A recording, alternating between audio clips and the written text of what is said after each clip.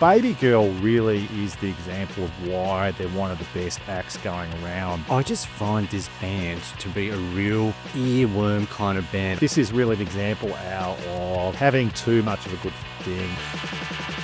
Looking to review No Rain, No Flowers by the Black Keys. It's their 13th album. This album might not have happened had their planned 2024 tour been cancelled.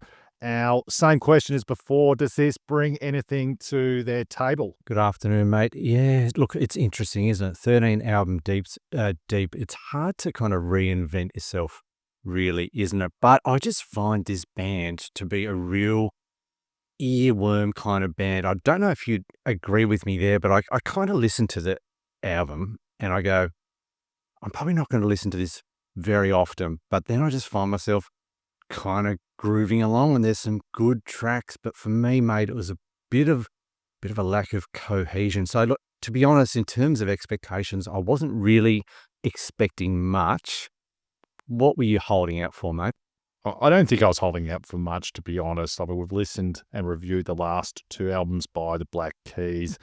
It's kind of a window into what is going on with these bands from the 2000s. There, a lot of breakout bands, smaller generational fan bases, and it's almost like they have to pump these albums out, right? So I'm feeling as if, unfortunately, that's going to be the Black Keys' lot. We're going to hear an album from them every couple of years. They're going to do small gigs around, not stadium tours, not arena tours like other bands are doing. But you know what? I didn't find it to be too bad in general. It was 36 minutes, so I think that's in my sweet spot. I think the previous album was a little bit longer than that. I thought it dragged on for a little bit, but I mean, I think there was something for everyone. It does a lot of what the Black Keys are known for, that gritty rock, but they were doing a lot of things that they've experimented on previous albums. So, for example, you're hearing a lot of soul revival stuff. So that's stuff that they were delving into on the last album, but also 10 years ago they were doing a lot of it. So on repeat, Make You Mine was pleasant sounding. Baby Girl really is the example of why they're one of the best acts going around to emerge from the 2000s. How good is that song, mate? How good is it? It's genius. It really is. And they seem to come up with at least one song per album where you go, freaking hell, this is really good. And that's probably an example of that. But, you know, there was some that weren't so good. I thought No Rain, No Flowers, it was all right. I mean, it's probably a top 40 song from 20 years ago that they would never have touched. And what I actually wanted to talk to you about, I mean, there was a couple of country songs at the end, but what I do want to ask you about is Man on a Mission. I reckon I didn't quite like it. I know they're playing it live at the moment, but it was almost like Wild Child 2, God on the Ceiling 4. I don't know. Did you like that song? Because I personally, I didn't rate it. So it sounds like a lot of other songs that they've written over the years. So by that, do you mean like this is a song that had to be on this album to kind of like a crowd pleaser, or what do you? Did it need to be on there? Is that what you're saying? I don't know.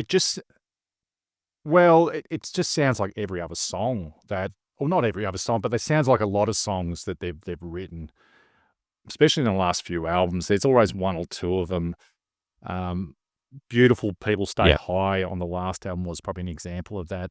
But I don't know. Did you like it? I mean, you might have liked it. That particular song I actually thought was all right. What I really liked was the kind of soulful feel of the album. But then there was a couple of songs which, for me, were good songs on their own, but didn't really fit the overall cohesion of the album. But that said, as I said at the start of the episode, it's a bit of an earworm kind of album. And if you listen to it two or three times, it's all right. You chuck it on, do the housework. You're not going to be disappointed. But I agree with you, mate. I just think it's an album that's going to be punched out every couple of years. It really didn't do anything for me in terms of making my kind of top albums of the year. But it also comes down to the question, how do you do that when you've been around for so long, since the 2000s, mate? So I don't know. In terms of what you're hearing on there, are there any kind of reference points that you would be pinpointing other than their back catalogue? I mean, except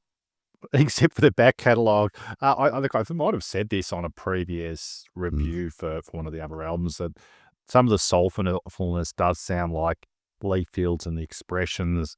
I'm not sure if they're listening to them or not even know who they are, but if you like the soul revival stuff that is on quite a few tracks, you should check out Lee Fields. It was about 10 years ago that he emerged, but Lee Fields has been around since the 60s, so he was kind of cool, an old guy who had a young backing band. So that's really what it kind of sounds like in a lot of ways with some of the tunes on this album. But I mean, overall, I mean, this is really an example out of, I don't know, having too much of a good thing and getting full. I think you kind of just get sick of things after a while. And for me, you're going to go back to the 2000s albums if you're going to listen to the Black Keys. Yeah. So I'm going to give this 3 stars. It isn't a bad album. Please check it out. But I'm not quite so sure that you're going to keep going back to it in the future. Yeah, look, I'm going to give it 3.5, just a nudge above you, BJ. But my wondering is if this album was released as their first or second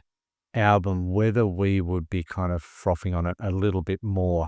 And it's an interesting conversation, isn't it? Because when you're 13 albums deep, you're judging their recent stuff on their past as well. So if that wasn't the case, would we be rating it higher? I don't know. But look, it's a good album. It's 3.5 stars from me, mate. It's not bad. It's a good point. So what are your thoughts on this album? Are you going to be listening to album number 13, or are you going to go back to their first few albums, which I think most people will? Let us know in the comments. Let us know your thoughts.